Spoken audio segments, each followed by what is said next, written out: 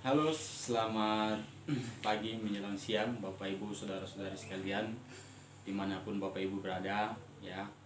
Hari ini kita bersyukur karena kasih dan pertolongan Tuhan di masa Covid ini ya masih terbukti buat kita semua ya, karena iman kita yang menjadi ukuran dalam kehidupan kita ya. Sehingga di pagi ini kita bersyukur oleh karena kemurahan dan anugerah Tuhan kita boleh ada sebagaimana ada, sehat-sehat selalu, semua karena kebaikan Tuhan.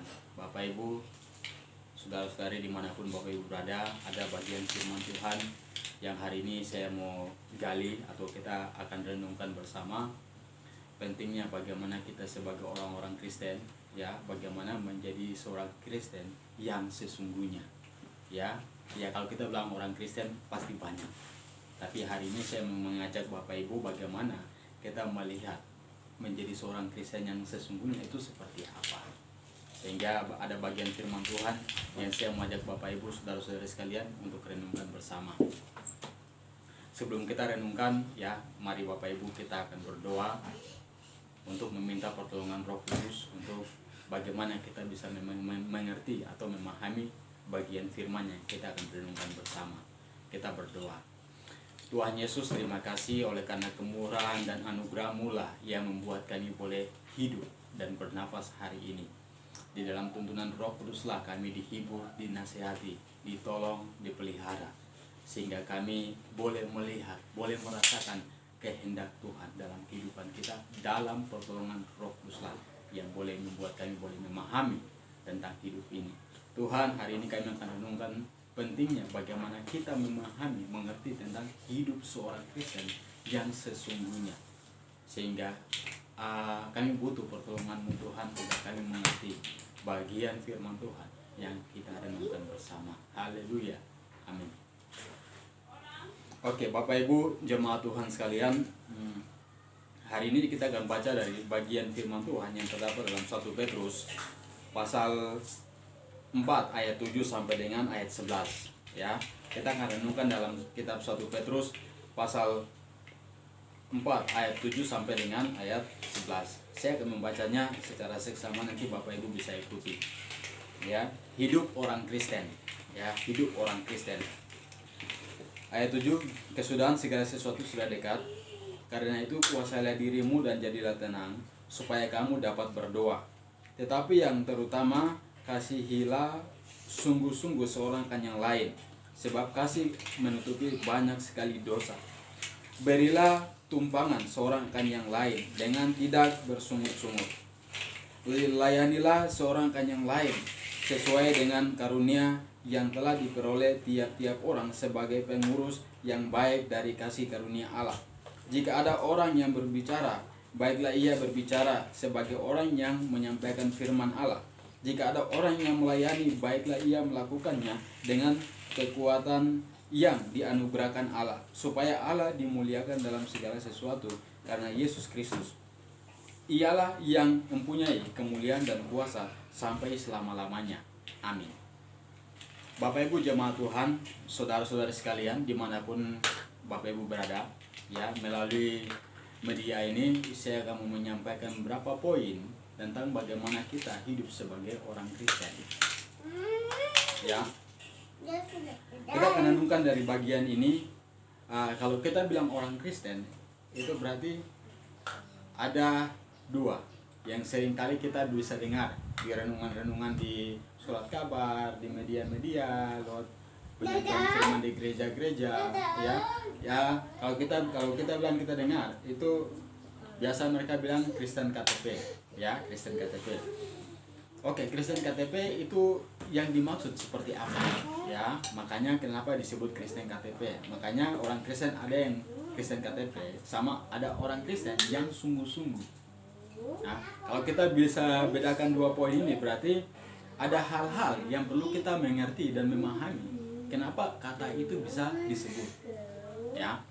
Makanya hari ini hidup orang, ya, jadi seperti itu. Makanya orang Kristen itu perlu menganalisa, mengerti, memahami tentang kekristenan itu sendiri, ya.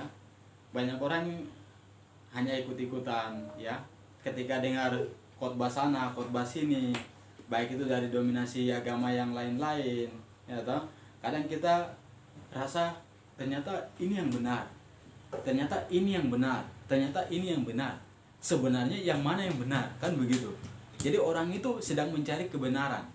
Kebenaran yang sebenarnya. Makanya hari ini waktu kita sungguh-sungguh menjadi orang Kristen, itu kita akan tahu kebenaran yang sesungguhnya. Ya toh? Makanya waktu kita hanya jadi seorang Kristen yang hanya ikut-ikutan, nanti kita bingung kebenaran yang sebenarnya itu yang mana. Makanya hari ini saya mengajak saudara-saudara, Bapak Ibu sekalian, bagaimana kita menjadi orang Kristen itu yang sungguh-sungguh, yang benar, yang sudah disampaikan oleh Tuhan itu sendiri. Bagaimana kita menjadi seorang Kristen yang kita tunjukkan dalam buah-buah dalam kehidupan kita. Makanya hari ini apa yang disampaikan oleh Petrus kepada kita dalam kitab Petrus ini. Makanya hari ini saya mau mengajak Bapak Ibu bisa mengikuti secara seksama yang saya akan sampaikan di kesempatan siang ini, ya. Menjadi orang Kristen yang sebenarnya, ya, Tuhan berkata begini, kesudahan segala sesuatu sudah dekat, oleh sebab itu kuasailah dirimu. Kesudahan segala sesuatu itu sudah dekat. Makanya Tuhan bilang kuasailah dirimu. Kenapa kita harus kuasai diri kita? Supaya apa? Supaya kita tidak menjadi orang-orang atau Kristen KTP yang ikut-ikutan. Makanya hari ini Tuhan berkata, kuasailah dirimu dan jadilah tenang. Kenapa kita harus kuasai diri kita? Supaya kita jadi tenang. Supaya kita bisa berdoa kepada Tuhan. Waktu kita berdoa kepada Tuhan, itu kita meminta kekuatan daripada Tuhan. Kita meminta satu pemahaman, satu pikiran yang dari Tuhan itu tentang kebenaran yang sebenarnya. Makanya hari ini banyak orang Kristen itu hanya ikut-ikutan, ikut rame sana, ikut rame sini, kebenaran yang sana, kebenaran sini yang benar. Makanya Tuhan berkata apa? Kuasailah dirimu. Makanya hari ini saya mengajak Bapak Ibu semua, kenapa Tuhan bilang kuasai diri kita? Supaya kita tidak menjadi orang Kristen yang hanya ikut-ikutan. Ya, ini Bapak Ibu perlu pahami, ya. Bapak Ibu perlu pahami bahwa pentingnya kita kuasai diri kita. Waktu kita kuasai diri kita, apa yang harus kita lakukan setelah kita kuasai diri kita? Ya, Bapak Ibu ikuti ya. Tetapi yang terutama, setelah kita kuasai diri kita, ya, lalu kita berdoa.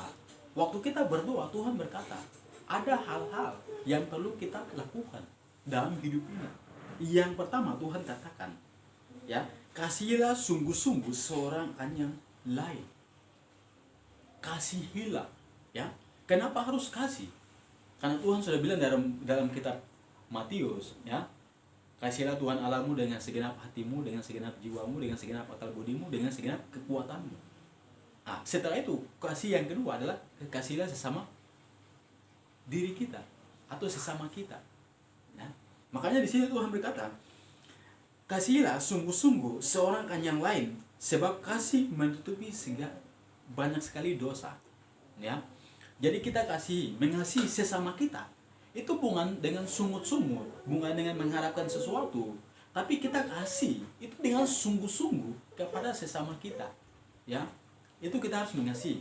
Kenapa? Waktu kita mengasihi dengan setulus hati kita kepada orang lain yang membenci kita, ataupun yang beda agama, ataupun beda ras, atau dari segala macam, kita harus mengasihi mereka dengan segenap hati kita. Ya, waktu kita mengasihi mereka, itu dosa kita sudah diampuni. Ya, itu firman Tuhan. Ya, Tuhan yang sampaikan, bukan saya. Ya, waktu kita mengasihi mereka, Tuhan sudah menghapus dosa kita. Ya, ini yang pertama. Ya, Bapak Ibu ingat, kita menjadi seorang Kristen, ini yang harus kita pahami, ya. Jangan kita menjadi orang Kristen ikut-ikutan, ya. Kemudian yang kedua, ya, yang kedua yang disampaikan, berilah tumpangan seorang yang lain dengan tidak bersungut-sungut, ya. Kita berikan tumpangan kepada orang lain itu jangan dengan sungut-sungut, ya, tapi dengan segenap hati, ya. Kemudian layanilah seorang yang lain sesuai dengan karunia yang telah diperoleh tiap-tiap orang sebagai pengurus yang baik dari kasih karunia Allah. Jadi kita layani seorang akan yang lain itu sesuai dengan karunia yang telah diperoleh tiap-tiap orang sebagai pengurus baik dari kasih karunia Allah. Kita adalah sebagai seorang pengurus dari kasih karunia Allah, ya. Oleh karena kasih karunia Allah, kita diangkat oleh Tuhan untuk mengasihi seorang akan yang lain, ya, sesuai dengan karunia, sesuai dengan bakat, talenta. Contohnya, jika saudara tahu main musik, ya, saudara memainkan. Waktu saudara memainkan, itu saudara sudah mewakili Tuhan untuk menyampaikan berkat itu kepada orang lain. Ya, waktu saudara tahu main bola, ya, waktu saudara tahu main bola, waktu saudara asal skill Anda untuk memainkan bola, ya, memainkan bola, waktu orang itu lihat nonton, dia terharu. Tapi satu poin yang saudara ingat, jangan sombong, ya. Lakukan itu seperti untuk Tuhan, bukan untuk manusia, ya. Kemudian waktu saudara tahu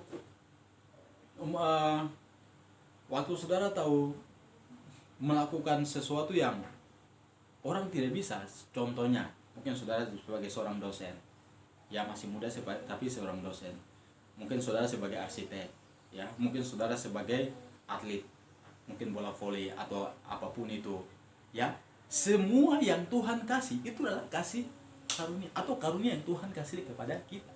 Nah, waktu kita lakukan itu, kita adalah perwakilan dari Tuhan untuk asas skill kita supaya orang lain itu diberkati, ya, orang lain itu merasa diberkati dari apa yang Tuhan kasih, yaitu karunia dalam diri kita, ya, sehingga orang-orang di sekitar kita itu merasa terharu dan diberkati.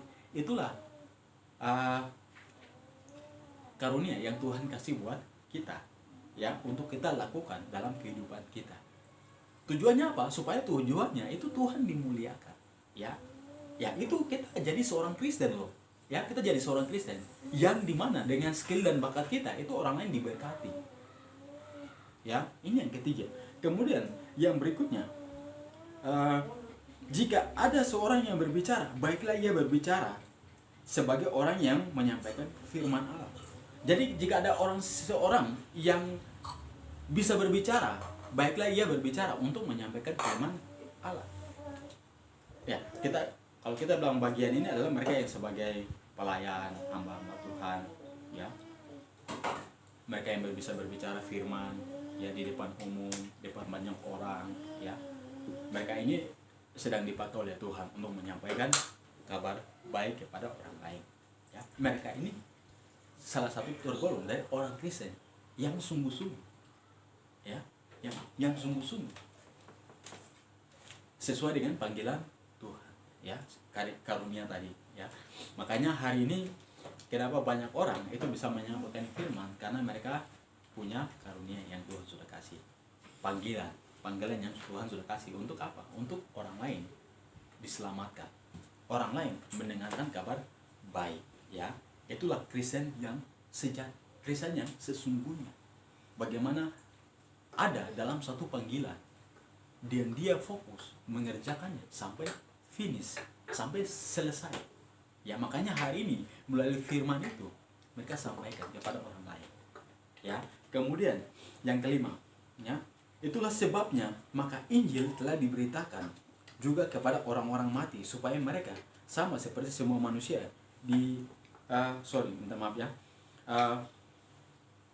jika ada orang yang berbicara, baiklah ia berbicara sebagai orang yang menyampaikan firman Allah, ya. Jika ada orang yang melayani, baiklah ia melakukannya dengan kekuatan yang dianugerahkan Allah. Jadi ada seorang yang bisa melayani, contohnya sebagai pemimpin pujian, sebagai singers, ya, sebagai pengurus-pengurus dalam setiap dominasi gereja, ya. Mereka ini disebut pelayan, ya. Kenapa? Karena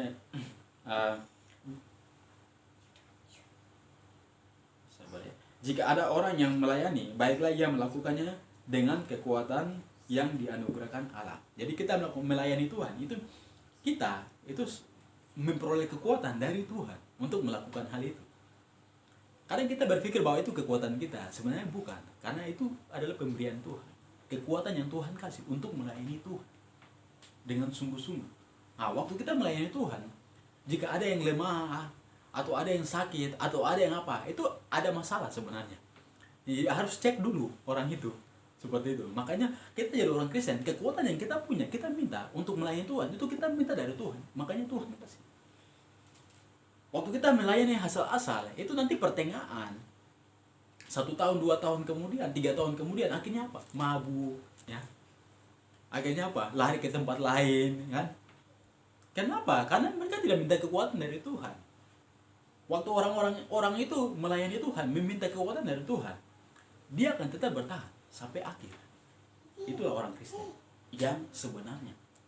Ya, ini yang perlu Bapak Ibu ingat, ya. Kemudian supaya Allah, ya, ingat ya, supaya Allah dimuliakan dalam segala sesuatu karena Yesus Kristus. Supaya Tuhan Bapa di surga itu dimuliakan melalui anaknya Yesus Kristus yang hari ini yang sudah menyelamatkan kita. Ya, dialah juru selamat kita, dialah penebus kita, dialah tabib kita, dialah Yesus Kristus. Waktu pencobaan iman datang dalam hidup kita, agama sini, agama sana menawarkan kita, Tuhan sana yang benar, Tuhan ini yang benar, Tuhan sana yang benar. Apakah Bapak mau ikut? Bapak Ibu mau ikut? Itu menjadi pertanyaan. Di waktu kondisi Bapak Ibu lagi kritis, ya, banyak orang kehidupan mereka lagi kritis, mereka lari ke tempat-tempat yang lain, berhala-berhala yang lain, kepercayaan-kepercayaan yang lain. Pertanyaannya, apakah saya dan Bapak Ibu tetap percaya Yesus? Waktu Bapak Ibu tunjukkan kepercayaan atau iman kita kepada Kristus dalam kondisi seperti itu, Bapak Ibu adalah Kristen yang sejati. Ya, Bapak Ibu adalah Kristen yang sejati. Karena semua itu dilakukan dalam nama Yesus, supaya Bapa di surga dimuliakan dari kehidupan kita. Ya, ini yang perlu Bapak Ibu ingat. Ya, yang perlu saya sampaikan kepada Bapak Ibu di siang ini. Ya, ialah berarti Yesuslah, ya. Yesuslah yang mempunyai kemuliaan. Hanya Yesus yang punya kemuliaan. Bukan berhala-berhala, bukan ala-ala yang lain. Hanya Yesus yang punya kemuliaan. Bayangkan Bapak Ibu. Dan kita sudah memiliki Yesus dalam hati. Jangan coba-coba beralih kepercayaan kepada ilah-ilah yang lain. Ya, hati-hati. Makanya hari ini hanya Yesus, ya, hanya Yesus yang mempunyai kemuliaan, ya, dan kuasa sampai selama-lamanya. Amin. Ya, itu kata kuncinya. Jadi Bapak Ibu perlu ingat, kata kuncinya ialah hanya Yesus yang mempunyai kemuliaan dan kuasa sampai selama-lamanya. Tidak ada di ilah-ilah yang lain, tidak ada di ala-ala yang lain. Hanya adalah Yesus, kemuliaan itu dan kuasa. Bapak Ibu harus pegang. Hanya Yesus. Tidak ada yang lain. Ya, ini Bapak Ibu perlu ingat. Bagaimana menjadi seorang Kristen yang sejati, seorang Kristen yang sungguh-sungguh, bukan ikut-ikutan. Bukan ikut-ikutan. Ya, Bapak Ibu perlu ingat. Ya, ini firman yang saya sampaikan kepada Bapak Ibu siang ini. Jadi bagaimana kita menjadi seorang Kristen yang sejati dalam kehidupan kita setiap hari, melawan badai arus dunia, melawan berbagai macam hal yang terjadi, COVID lah, segala macam kehidupan kita yang boleh terjadi. Bagaimana Yesus itu menjadi nomor satu dalam kehidupan kita. Ya, barulah kita disebut orang Kristen yang sejati. Demikianlah firman Tuhan yang dapat saya sampaikan kepada Bapak Ibu. Kiranya ini menjadi berkat, menjadi wacana, pemahaman, ya, bagaimana menjadi seorang, mengerti bagaimana menjadi seorang Kristen yang sebenarnya dalam Kristus. Kita berdoa. Terima kasih Tuhan buat firman atau berkat yang Tuhan kasih melalui pertolongan Allah Roh Kudus yang sudah menasihati kami di kesempatan siang hari ini. Terima kasih Bapa, dalam nama Yesus kami telah berdoa serta mengucap syukur buat satu wacana yang baru yang Tuhan kasih kepada kita. Dalam nama Yesus kami sudah berdoa. Haleluya. Amin. Shalom. Selamat siang, selamat hari Minggu.